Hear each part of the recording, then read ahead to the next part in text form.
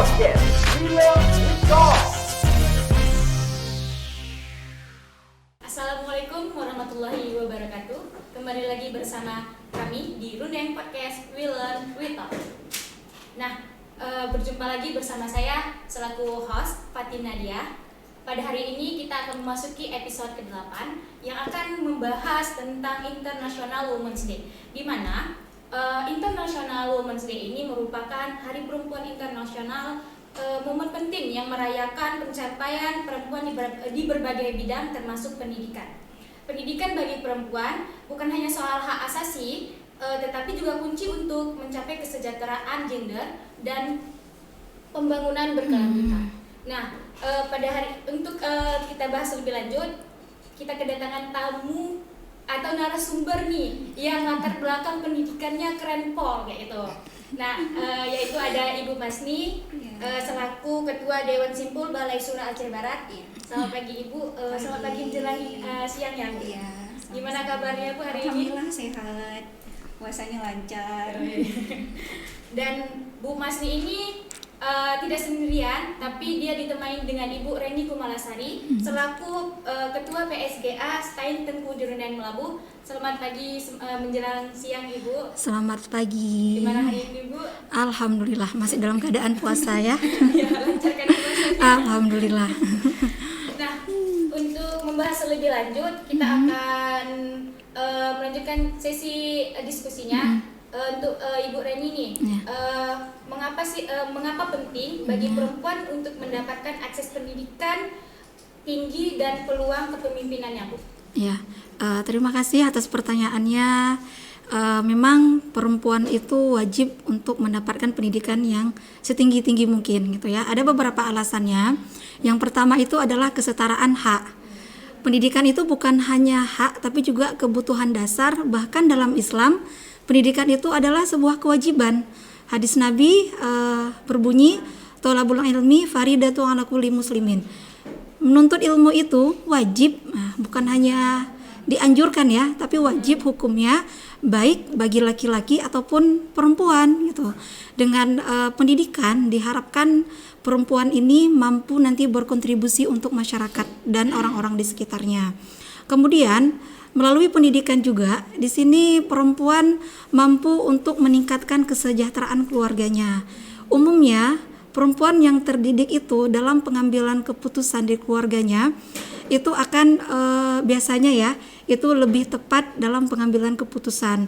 Baik itu ketika mengurus anaknya, dalam proses pendidikan anak, kemudian dalam pengaturan keuangan keluarga, dalam kesehatan gitu. Dan tentunya ini akan mempengaruhi kesejahteraan sebuah keluarga. Kemudian dengan adanya pendidikan bagi perempuan, terutama di pendidikan tinggi, itu mampu menghilangkan adanya kesenjangan gender.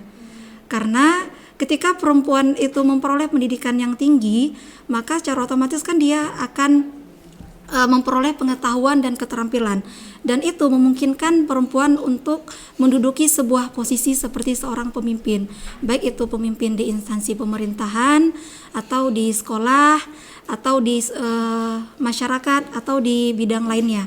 Nah, dengan posisi yang dimiliki oleh perempuan ini, itu memungkinkan perempuan untuk mengambil kebijakan yang lebih ramah terhadap perempuan. Karena walau bagaimanapun perempuan itu biasanya lebih memahami perempuan ya. Nah, di sini ya kan ada iya, perempuan itu kalau laki-laki yang memahaminya sulit sekali. Ada buku setebal ini pun itu nggak selesai gitu kan, tidak habis membahas apa sih yang diinginkan oleh perempuan itu gitu kan. Makanya dibutuhkan perempuan untuk memahami perempuan. Nah, ketika perempuan itu menjadi pemimpin, maka diharapkan dia bisa mengambil kebijakan yang pro terhadap kebutuhan perempuan itu sendiri. Misal beberapa contoh pemimpin yang sudah berhasil gitu kan, pernah di Selandia Baru itu ada seorang pemimpin perempuan yang menjadi wali kota. Pada saat itu dia membuat kebijakan dengan memperpanjang cuti melahirkan bagi perempuan yang bekerja. Nah, ini tentu kan kebijakan yang sangat dibutuhkan sekali oleh perempuan gitu kan. Ketika perempuan itu sudah siap untuk balik ke kantor, maka itu kan dia akan lebih meningkatkan lagi kinerjanya. Tapi ketika perempuan dapat cutinya singkat, belum siap untuk berpisah dengan anaknya, secara psikologis mentalnya juga belum siap, ini kan akan mempengaruhi kinerjanya di kantor juga gitu kan. Kemudian di tokoh-tokoh perempuan Indonesia misalnya ada wali kota Surabaya, kita tahu ya, Bu Tri Risma Harini. Nah, beliau ketika menjabat jadi wali kota itu, beliau ada beberapa program kebijakan itu, beliau itu yang memang pro terhadap kebutuhan perempuan. Contohnya beliau membuat rumah singgah, di mana rumah singgah itu bisa ditempati oleh perempuan-perempuan yang menjadi korban kekerasan, baik itu korban domestik seperti KDRT atau korban kekerasan lainnya. Beliau itu dalam beberapa kebijakan beliau sering membuat pelatihan kepada ibu rumah tangga. Tujuannya adalah agar ibu rumah tangga ini bisa berdaya, gitu kan? Karena memang ketika ibu rumah tangga itu berdaya, mereka akan minim sekali untuk mendapat perlakuan yang dapat merendahkan mereka gitu. Kemudian juga ketika perempuan itu mendapat pendidikan yang baik, itu memungkinkan perempuan akan mendapatkan pekerjaan yang layak dan memungkinkan mereka tidak tergantung finansial dengan orang lain. Misal seorang istri tergantung kepada suami gitu kan, apalagi memang sekarang kebutuhan itu kan banyak sekali gitu, bukan hanya kebutuhan untuk anak tapi untuk diri seorang istri itu juga banyak gitu kan. Jadi dengan mereka juga bisa menghasilkan finansial, bisa ibaratnya bisa memberdayakan diri sendiri lah. Kalau mau apa-apa nggak harus minta sama suami dulu gitu kan. Kalau mau cekot Shopee nih nggak harus minta dulu gitu kan. Kan uang sendiri kan. Nah ibaratnya seperti itulah. Memang walaupun memang ada beberapa yang harus diprioritaskan gitu. Seperti itu. Nah untuk membahas nih, apakah sistem pendidikan saat ini sudah cukup terbuka bagi perempuan? Jika belum, apa bisa diperbaiki? Terima kasih untuk pertanyaannya yang sangat bagus ya, luar biasa sekali podcast kita ini. Ini kita bicara tentang sistem pendidikan ya, sejauh mana sudah terbuka untuk perempuan gitu ya. Kalau bicara tentang sistem pendidikan terbuka untuk perempuan atau tidak, saya bisa katakan belum ya, belum maksimal. Kenapa belum maksimal gitu? Jadi hasil survei dunia ya, untuk tingkat dunia, karena kita bicara internasional, Women Day gitu kan. Jadi hasil dari UNICEF ya pada tahun 2019 itu terbukti bahwa ada 129 juta perempuan yang itu putus sekolah. Itu seluruh dunia, itu hasil dari penelitian UNICEF dari data UNICEF. Nah, dan ini berbeda tingkatan putus pendidikannya. Yang pertama itu adalah yang untuk yang kategori tingkat pendidikan dasar itu putus sekolah itu sampai 32 juta perempuan. Yang tingkat sekolah dasar ya SD, kalau kita di sini ada min gitu ya. Dan kemudian untuk yang tingkat sekolah menengah pertama atau SMP MSN itu putus sekolahnya itu ada sekitar 30 juta jiwa untuk perempuan ya. Ini khusus perempuan loh, bukan laki-laki gitu ya. Dan untuk yang tingkat SMA itu ada 67 juta jiwa yang putus sekolah, apalagi tingkat perguruan tinggi. Ya, ini data dari UNICEF ya, data dari UNICEF. Berarti selama ini sistem pendidikan kita itu untuk bisa dirasakan oleh perempuan itu masih sangat sedikit, ya, masih sangat sedikit gitu. Kenapa saya bilang sedikit ya, tadi berdasarkan data yang ada. Hal ini berefek dari 3 faktor ya yang kita lihat. Ini ada 3 faktor. Kenapa kemudian pendidikan untuk perempuan itu kok bisa ya berbeda gitu ya. Bahkan kalau dari kita lihat statistik aja ya, statistik Aceh aja, itu untuk tingkat persentase bedanya itu 81% itu untuk tingkat pendidikan ya bagi laki-laki, sedangkan untuk perempuan itu cuma 51%. Kesenjangannya lumayan jauh ya, ya Bu Reni, ada 30% gitu. Nah, di sini kita melihat apa? Ada beberapa faktor yang membuat perempuan itu kemudian dari segi pendidikan itu kurang, masih belum maksimal. Yang pertama adalah faktor kemiskinan, gitu. Faktor kemiskinan yang membuat pendidikan bagi perempuan itu kemudian terhambat. Ya, misalnya ada keluarga yang kita bilanglah secara ekonomi di bawah rata-rata, itu yang menyebabkan membuat anaknya itu kemudian bekerja. Makanya hadirlah sekarang pekerja-pekerja anak di bawah usia. Ya, anak-anak di bawah usia mereka itu bekerja untuk memenuhi kebutuhan ekonomi keluarga. putus sekolah ya. Jadi faktor pertama itu faktor ekonomi. Ya Bu Renia itu dan itu real loh di lapangan gitu. Kalau kita lihat di perusahaan-perusahaan atau di PT-PT itu banyak yang kerja serabutan itu memang anak-anak di bawah umur gitu, anak-anak tamat SMP, anak-anak tamat SD gitu. Karena itu tadi faktor ekonomi sehingga membuat anak-anak ini terakhir putus sekolah gitu. Belum lagi kalau untuk pendidikan tingkat ini kan lumayan mahal ya. Kalau misalnya mau kasih masuk tingkat pendidikan yang bagus, yang boarding itu kan lumayan mahal jutaan. Itu satu faktornya. Kemudian faktor kedua itu faktor pernikahan dini. Pernikahan dini ada dua lagi di Mureni kan, antara dipaksa dan terpaksa, gitu ya. Antara dipaksa dan terpaksa itu loh gitu. Dipaksa dan terpaksa ini artinya anak-anak sekarang kan pacarannya udah di luar batas ya gitu. Jadi pas ketangkap mesum jadi dipakai hukum adat dan itu dinikahkan. Di Aceh Barat kemarin itu ada kasus seperti itu. Jadi real, jadi mereka itu dipakai hukum adat di kampung ketika didapatkan dalam keadaan mereka berbuat mesum langsung dinikahkan. Solusinya. Padahal ketika didaftarkan di KUA mereka tidak bisa karena mereka masih di bawah umur gitu. Ini juga jadi fenomena yang membuat mereka putus sekolah gitu kan, sehingga pendidikannya itu rendah. Itu kemudian dipaksa oleh orang tua ada juga, gitu ya. Dipaksa ketika datang orang yang cocok mapan gitu ya. Padahal anaknya cuma baru tamat SMP, bahkan masih ada yang masih sekolah SMA. Dijodohin gitu. Dan terakhir ya terpaksa menikah gitu. Jadi faktor yang kedua yang membuat pendidikan perempuan itu kategori rendah itu adalah pernikahan dini ini gitu. Padahal terakhir yang jadi korban juga perempuan gitu kan, anak jadi nantinya. Dan sekarang harus kita akui bahwa angka perceraian sangat tinggi, benar itu ya. Karena tadi angka pernikahan dini itu tinggi sehingga angka perceraian juga tinggi. Karena tadi tidak ada kesiapan, tidak ada ilmu dalam pernikahan, tiba-tiba langsung nikah gitu. Itulah dua tadi, antara dipaksa dan terpaksa gitu ya. Kemudian faktor yang kedua itu budaya. Kita nggak bisa pungkiri budaya patriarki kita itu masih ada. Ngapain sih perempuan kuliah tinggi-tinggi gitu ya? Bahkan sekarang perempuan yang kuliah tinggi tingkat S3 aja ya kan masih jadi bahan cibiran gitu kan. Untuk apa gitu tinggi-tinggi kuliahnya? Karena kan nanti perempuan itu di dapur aja. Apa sih fungsinya perempuan berpendidikan ini? Jadi budaya kita itu pemahaman kita terhadap perempuan yang kuliah gitu ya, itu masih pro dan kontra. Ya. Apalagi masih ada isi-isi diskusi kajian yang itu seolah-olah perempuan itu nggak usah berpendidikan tinggi gitu. Padahal peran perempuan berpendidikan itu sangat luar biasa ya, berperan baik itu secara dia individu, keluarga maupun secara sosial. Itu sih yang saya lihat gitu. Tapi kan Bu, Ibu setuju nggak sih sama statement yang kayak alah ngapain perempuan pendidikan yang sangat tinggi nanti juga ujung-ujungnya ke dapur, sumur, kasur gitu. Padahal itu sebenarnya bukan tugas perempuan juga kalau dalam agama gitu kan.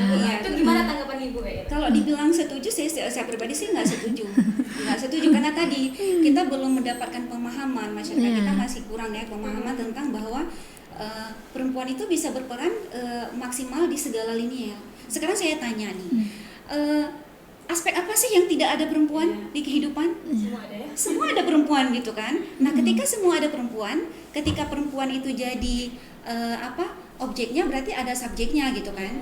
Misalnya nih dokter misalnya, ya kan, pasien banyak perempuan kan, harus ada dokter perempuan dong, gitu ya, betul ya. Jadi kan itulah saya bilang tadi, ketika perempuan berpendidikan dia itu akan menjadi rahmatan, salah satu bentuk rahmatan lil alamin untuk perempuan lainnya.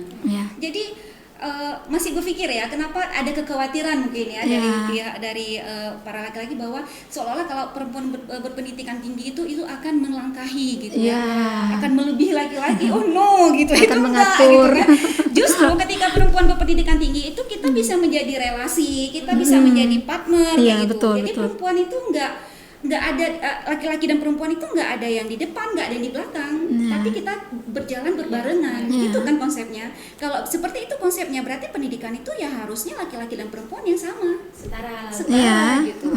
seharusnya kan gitu ya. Iya seharusnya. Tapi Seharusnya kebanyakan gitu. laki-laki sekarang itu Iya. kayak takut akan Takut ya, gitu. Iya. Padahal konsepnya itu nggak gitu. Iya, gitu. Iya, padahal kan betul, betul. masalahnya juga dia kayak menyetarakan gitu kan, biar sesuai gitu. Iya, karena memang tadi kita itu laki-laki dan perempuan itu memang sejalan gitu. Iya. Nggak ada istilah ketika perempuan lebih tinggi berarti dia di depan gini kan nggak. Kita bisa jadi partner gitu, ya kan? Partner dalam segi apapun gitu. Jadi nggak ada istilah perempuan di belakang, laki-laki di depan, perempuan di depan, laki-laki di belakang, enggak gitu kan.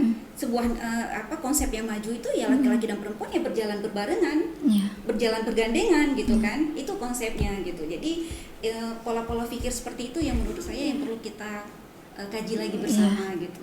Nah Bu, tadi menyinggung soal pernikahan dini nih. Bagaimana sih cara mengatasi hambatan seperti kayak ya pernikahan dini itu kayak gitu dalam pendidikan? Kalau dalam pendidikan bahkan kemarin ya yang ada kasus itu ketika mereka dinikahkan mereka dikeluarkan dari sekolah. Itu yang tadi saya katakan ketika mereka dipaksakan atau terpaksa menikah mereka terpilih putus sekolah, gitu kan. Cara menghindarinya ya pasti dengan edukasi, perhatian keluarga, perhatian masyarakat, gitu kan, perhatian dari lembaga-lembaga pendidikan gitu. Itu harus ada istilahnya gini, kolaborasi, bekerja sama.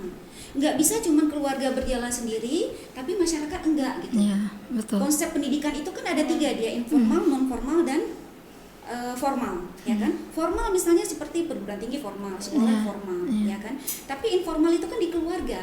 Kalau cuma jalannya, mohon maaf nih, anak saya tak masukkan ke pesantren. Jadi mindset seolah-olah ya orang tua itu anak itu ketika dimasukkan ke pesantren itu kayak macam tempat laundry baju.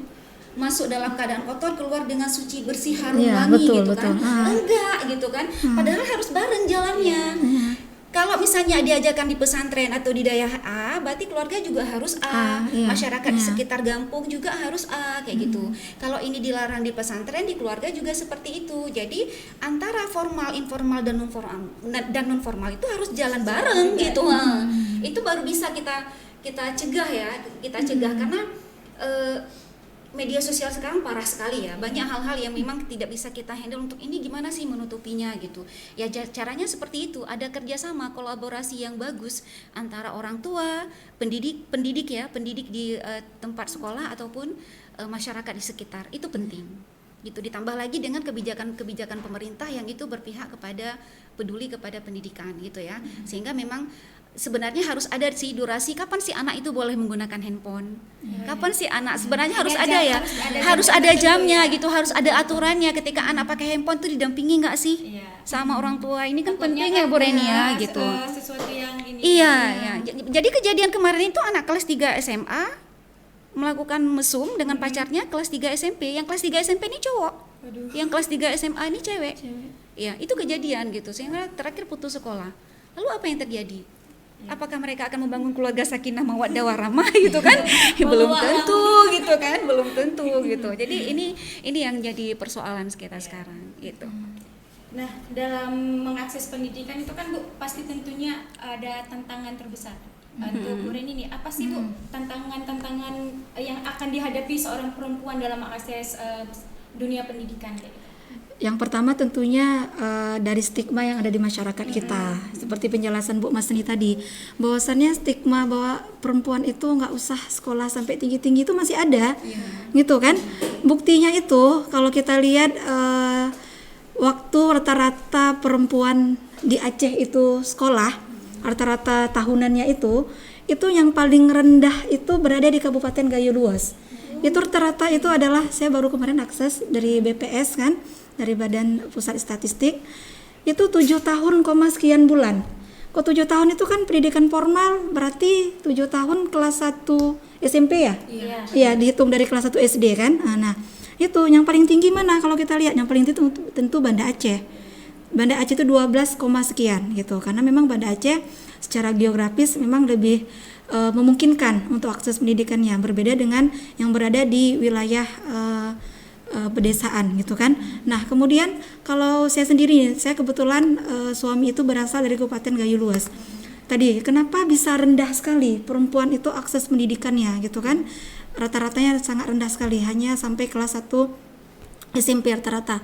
Karena ya salah satu alasannya tadi pernikahan dini itu marak sekali terjadi gitu, dan di Kampung Suam itu sering terjadi pernikahan dini itu.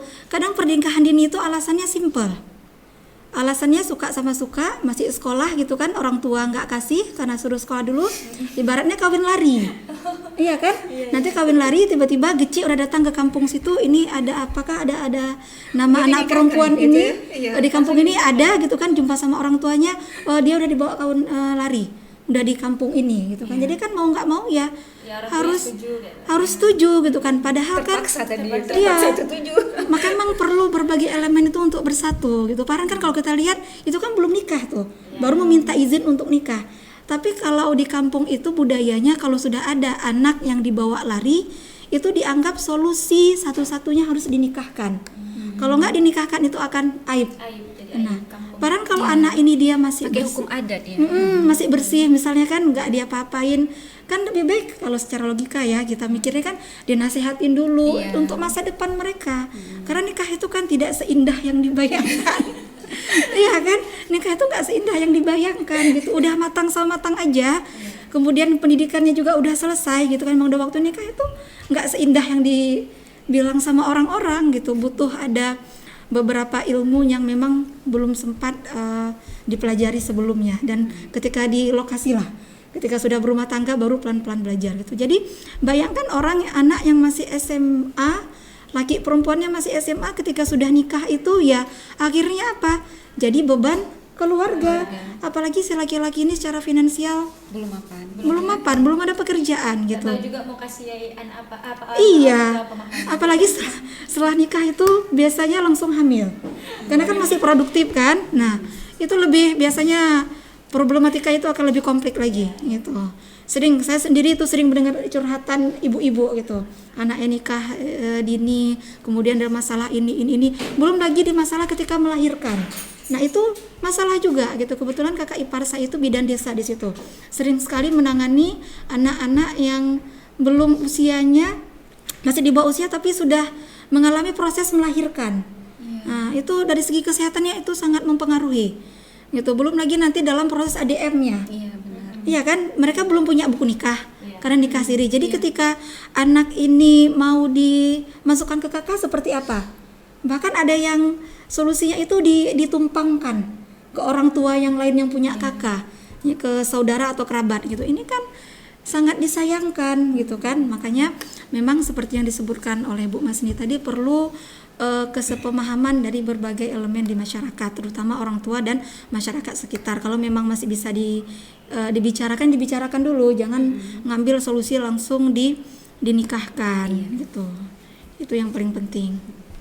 Nah, untuk dunia pendidikan itu kan berarti kan lagi-lagi pernikahan dini ini menjadi akibatnya kan, salah satu akibat dari salah satu sebabnya. Salah satu ya. sebab ya benar. Jadi Bu, apa masih perlu diperjuangkan dalam dunia pendidikan itu, memastikan perempuan itu mendapatkan hak yang sama gitu? Iya, tentunya harus gitu. Kita akan tetap terus berupaya agar perempuan-perempuan yang ada di Aceh terutama ya, itu bisa mengakses pendidikan paling tidak sampai ke perguruan tinggi. Karena kenapa? Semakin rendah pendidikan perempuan, maka orang-orang di sekitar kita itu akan semakin mudah melakukan ataupun tindakan yang merendahkan kita gitu kan. Seperti yang diungkapkan oleh Qasim Amin, salah seorang feminis yang berasal dari Mesir. Beliau mengatakan pendidikan itu harus bagi perempuan. Kalau perempuan nggak berpendidikan, maka orang akan semakin mudah untuk merendahkan kita.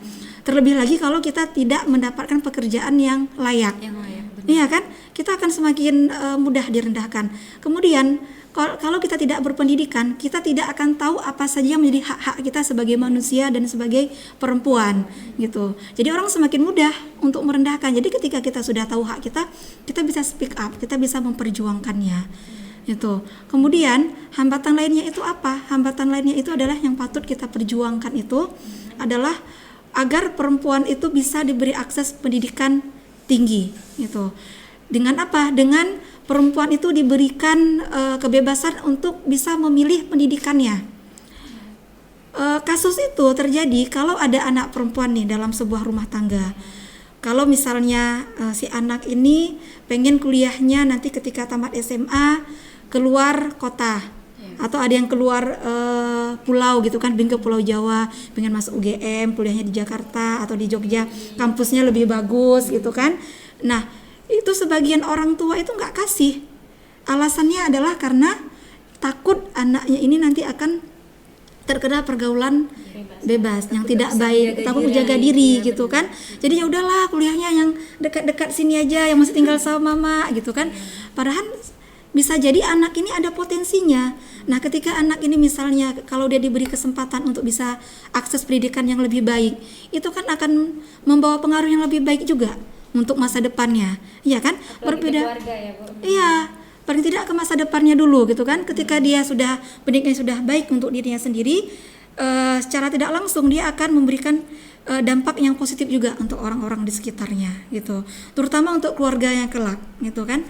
Beda dengan anak laki-laki. Kalau anak laki-laki minta mak nanti sama SMA mau kuliah ke Jogja. Nah, kalau orang tuanya mampu nih, biasa langsung di ACC. Udah berangkat terus nak, daftar terus. Gitu kan?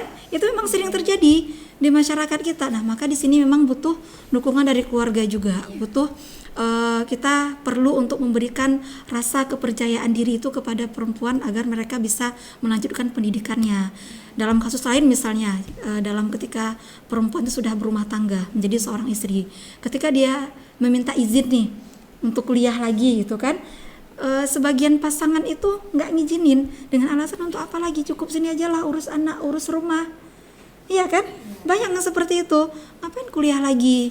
Toh kebutuhan sudah bisa di cover oleh saya sebagai kepala keluarga gitu kan. Ngapain kuliah lagi? Nah, yang terjadi apa nanti? Ketika perempuan itu tidak bisa memberdayakan dirinya, kalau nanti di kemudian hari nih si laki-laki ini dipanggil duluan gitu, dan perempuan ini belum punya backup secara finansial, itu kan bisa blur juga nanti gitu kan.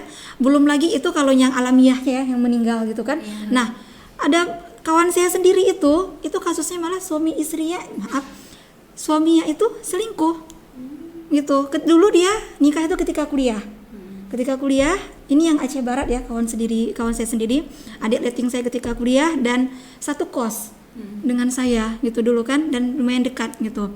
Nah, ketika semester 3 dia kuliah. Dan baru menyelesaikan itu ketika udah di semester tahun ke-7. Tahun ke-7 baru diselesaikan, sudah punya anak 2. Itu pun awalnya suaminya nggak ngasih dia untuk bisa menyelesaikan kuliahnya ini. Tapi karena dia punya rasa tanggung jawab untuk orang tuanya, untuk orang tua, karena bagaimanapun orang tua kan yang nyuruh pertama kali kuliah, pengen lihat anaknya pakai baju toga, diselesaikanlah dengan kondisi sudah punya anak 2 gitu kan. Sudah selesai jadi ibu rumah tangga, punya anak 4. Dan ketika di usia pernikahan punya anak 4 ini, suaminya itu nikah secara diam-diam dengan dokter. Artinya apa? Laki-laki itu juga pengen cari yang lebih secara pendidikan, iya kan? Kalau yang di rumah kan dilarang, nggak usah kerja, nggak usah kuliah gitu kan? Ngurus anak aja. Tapi ketika ada godaan dari luar dengan perempuan yang sepertinya pintar gitu kan, berpendidikan tinggi, profesinya bagus ya, kemungkinan untuk berpaling itu akan tetap ada. Itu jadi memang perempuan itu harus bisa mempersiapkan masa depannya gitu, entah itu melalui pendidikan atau dari bidang yang lainnya, karena kita nggak tahu apa yang terjadi di kemudian hari. Jadi kalau kita secara finansial itu masih bergantung, nah dikhawatirkan kemungkinan itu akan ada gitu. Makanya perempuan memang harus bisa memperdayakan dirinya, itu sih kuncinya. Nah Bu, tadi kan membahas tentang banyak anak perempuan yang tidak diizinkan oleh orang tuanya untuk kuliah di luar nih. Nah, untuk Bu Mas ini gimana sih tanggapannya kayak gitu? Gimana cara kita nih sebagai anak perempuan untuk memastikan atau mengasih pahamkan orang tua kita untuk mengizinkan kita untuk kuliah di luar kayak gitu Bu? Iya, saya sepakat dengan Bu Reni tadi bahwa memang peran orang tua itu penting gitu ya. Seorang anak perempuan ketika dia memang punya hambatan untuk kuliah di luar itu, mungkin dia bisa bicarakan dari hati ke hati dengan orang tua gitu ya. Dalam artian ya yang pastinya si perempuan ini punya konsep yang kuat ya gitu. Tapi kalau dia misalnya nggak punya konsep yang kuat untuk alasan kenapa harus kuliah di luar, ya pasti mental ya kan alasannya ya kan. Tapi kalau dia sudah punya konsep yang kuat, kenapa harus kuliah di sini gitu kan, dan kenapa harus dalam bentuknya seperti ini, dan dia memang menunjukkan bahwa dia bisa jaga diri gitu. Enggak sedikit juga ya perempuan yang bisa juga kuliah keluar, bahkan sampai ke luar negeri gitu. Jadi tergantung bagaimana si anak dan si orang tua ini membangun komunikasi ya.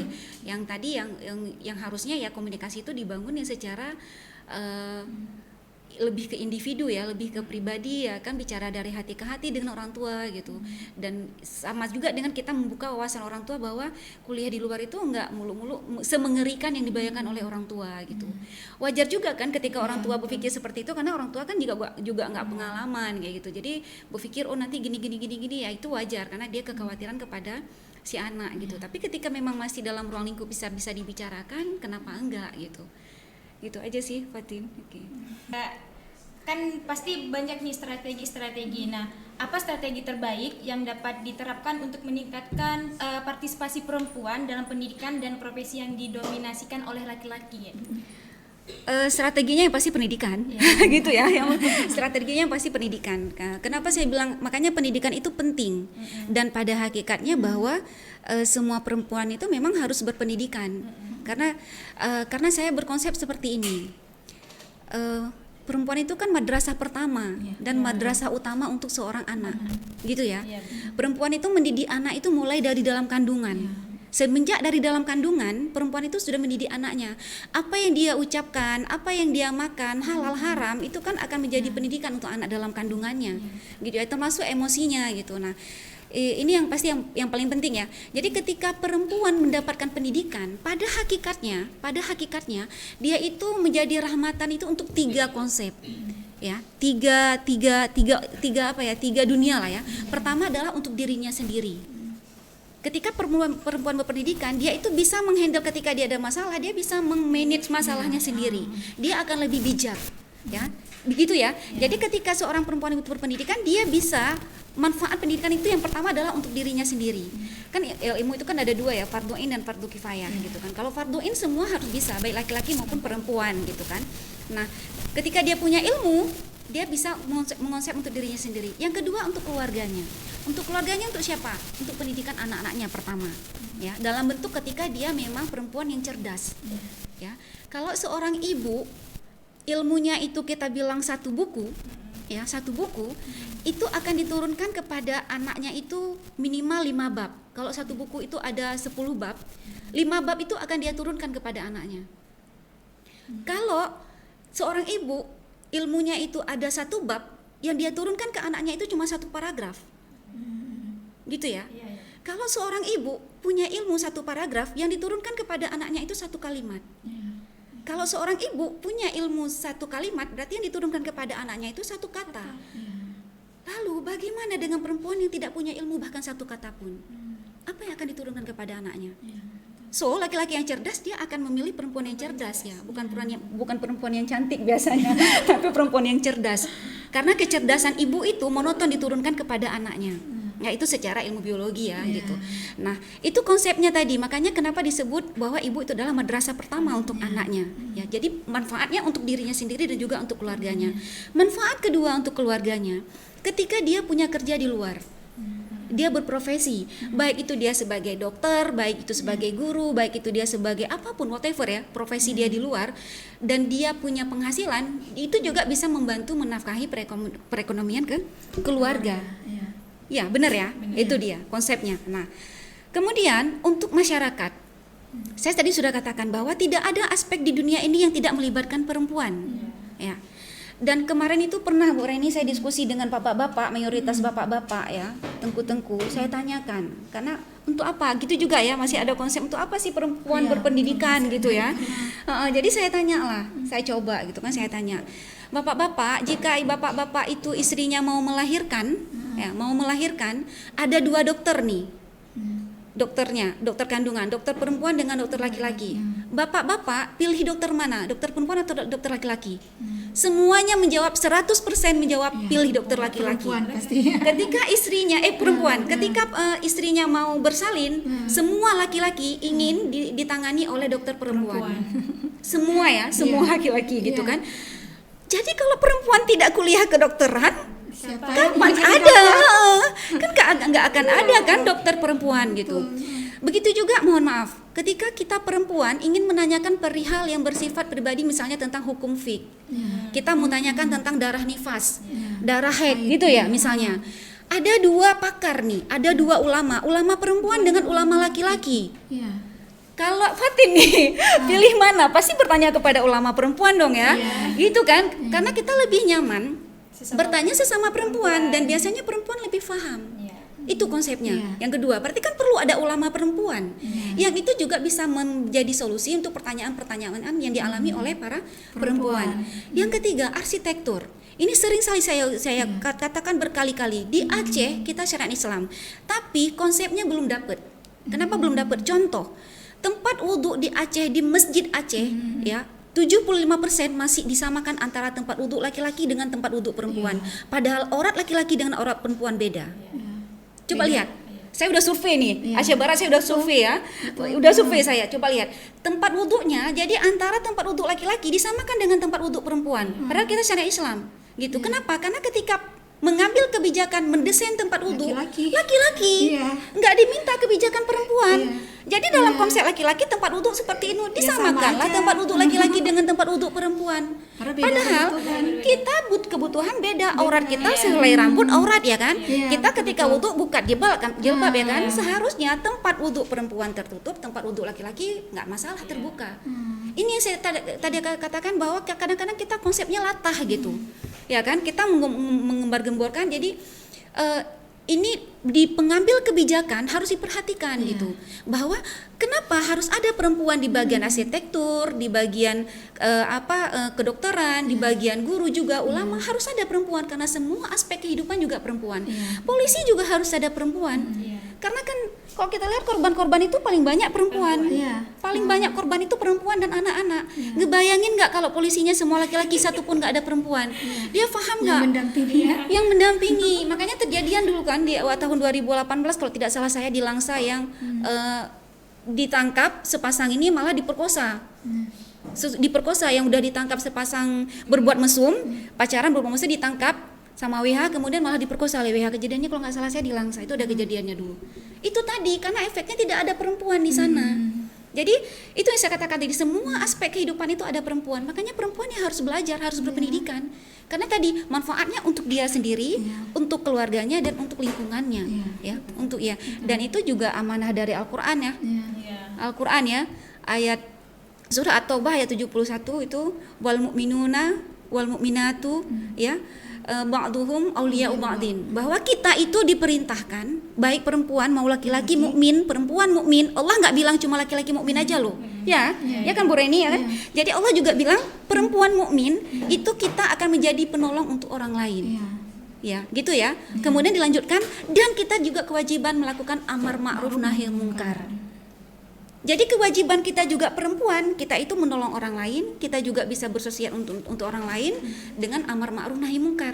Itu semua konsepnya dari mana? Dari pendidikan. Kalau nggak ada pendidikan bisa nggak itu kita laksanakan? Nggak bisa gitu.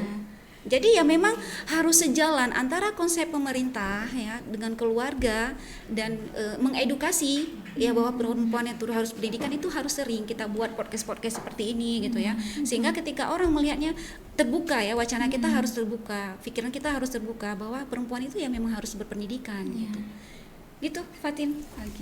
Nah, untuk Bu Reni nih, jika ada satu pesan yang Anda sampaikan kepada perempuan muda yang sedang berjuang itu untuk pendidikan apa gitu? Pesannya untuk perempuan yang sedang memperjuangin pendidikannya. Pesannya satu, jangan pernah menyerah dalam menggapai impian dan tetap memperjuangkan hak-hak untuk mendapat pendidikan yang baik. Karena bagaimanapun cara yang paling efektif bagi kita untuk memberdayakan diri kita itu ya melalui pendidikan. Itu yang paling efektif ya, yang paling mudah untuk kita lakukan gitu.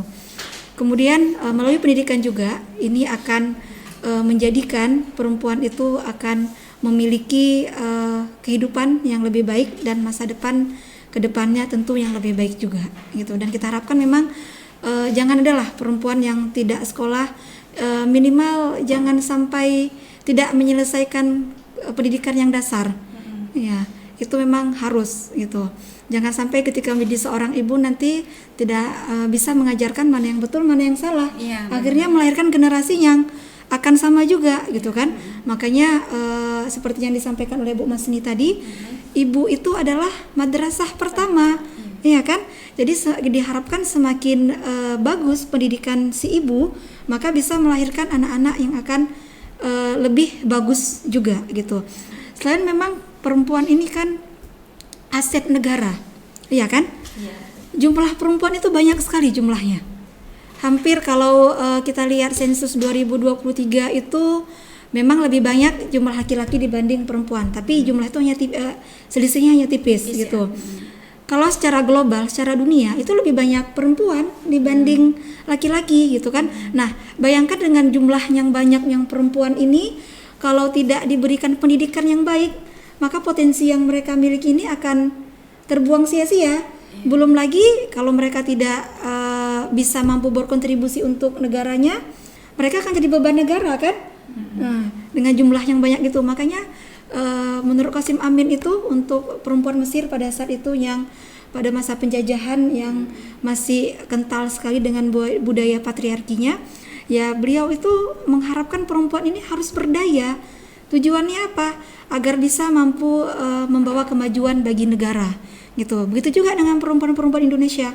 Semakin perempuan ini bisa mengakses pendidikan yang lebih tinggi, maka dia akan mampu berkontribusi yang baik untuk kemajuan negara kita. Nah Bu, ini kan kayak lagi-lagi viral nih tentang kayak independent woman. Nah, juga Bu dengan statement perempuan tuh harus menjadi independent woman kayak gitu. Ya. Kalau saya pribadi ya setuju saja pilihan ya, benar ya Bu. Ya, karena memang ada betulnya juga ketika kita menjadi perempuan yang mandiri, tidak tergantung apalagi secara finansial ya, tidak tergantung kepada pihak lain, tentu kita akan cara kepuasannya itu akan lebih dapat gitu. Artinya kita bisa mengatur apa yang kita mau, apa yang tidak kita mau gitu. Tapi lebih kembali lagi itu sebenarnya kepada pilihan gitu. Ada sebagian orang memang ya lebih enak itu ya menjadi perempuan yang menjadi tanggung jawab orang lain gitu kan. Iya kan? Ya. Biar udahlah fokus sama ini itu pilihan kalau saya sebenarnya. Sih, pribadi itu kepilihan seperti ini ya, dan kalau saya pribadi sih cuma satu kata aja. Sebaik-baik pemuda-pemudi adalah pemuda-pemudi yang berdiri di kaki sendiri. Itu yang baik gitu ya. Jadi masalah istilah independent woman kah gitu kan, atau cowok juga ada independent woman kan, nggak cuma cewek aja gitu. Jadi itu menurut saya itu tergantung ya di pilihan gitu. Nggak ada sih orang mau bergantung kepada orang lain. Ya, pada hakikatnya. Iya, apalagi kita bergantung nanti tiba-tiba kita ditinggalin. Benar gitu ya. Mungkin Ibu ada pesan yang ingin disampaikan kepada perempuan-perempuan yang berjuang untuk pendidikannya? Untuk semua perempuan-perempuan hebat ya, karena semua perempuan itu hebat. Iya. Semua perempuan itu hebat. Semua perempuan itu berdaya, semua perempuan itu punya potensi yang luar biasa. Tergantung bagaimana cara kita itu mengasah potensi yang ada pada diri kita itu agar lebih bermanfaat. Ingat tadi surat At-Taubah ayat 71 bahwa kita juga diamanahkan oleh Allah untuk melakukan amar ma'ruf nahi mungkar. Gitu ya. Dan kita juga diamanahkan oleh Allah untuk bermanfaat untuk orang lain. Dan sebaik-baik manusia adalah yang bermanfaat untuk orang lain gitu ya.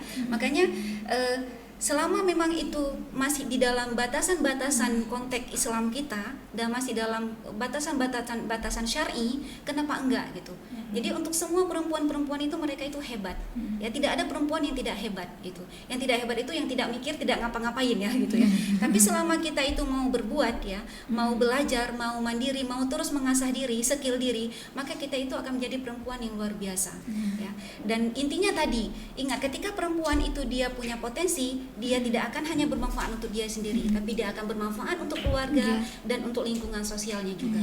Jadi mari jadi perempuan yang mandiri, yang hebat ya, yang bisa bersosialisasi baik itu dalam keluarga maupun dalam masyarakat. Itu aja. Boleh satu pantun? Boleh. Ini udah ditutup belum? Satu pantun untuk di Rundeng Podcast dan untuk perempuan-perempuan hebat di sana gitu ya. Bulan Ramadan telah tiba. Cakep.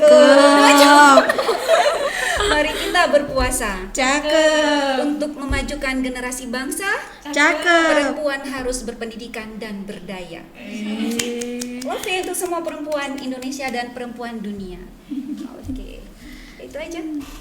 Jadi sahabat Dipods, kita sudah mendengarkan tentang perempuan dan pendidikan, gimana cara kita menjadi perempuan yang berpendidikan, berkarir, menjadi kayak kita memilih menjadi independent woman atau enggak, itu sebuah pilihan gitu loh. Terima kasih untuk Ibu Masni, Sama-sama. Ibu Reni Kumalasari telah Sama-sama. berhadir pada acara podcast kita kali ini, yang telah memberikan banyak ilmu. Semoga Amin, semoga ilmu Ya. gitu ya. Semoga apa yang disampaikan Ibu Masni dan Ibu Reni bermanfaat untuk kita semua. Amin, ya Allah. Apalagi untuk para perempuan yang sedang memperjuangkan pendidikannya. Sampai jumpa di episode selanjutnya. Happy International Women's Day untuk para perempuan-perempuan yang ada di dunia. Wassalamualaikum warahmatullahi wabarakatuh. Di Rundeng Podcast, We learn, we talk. Makasih, sampai jumpa lagi.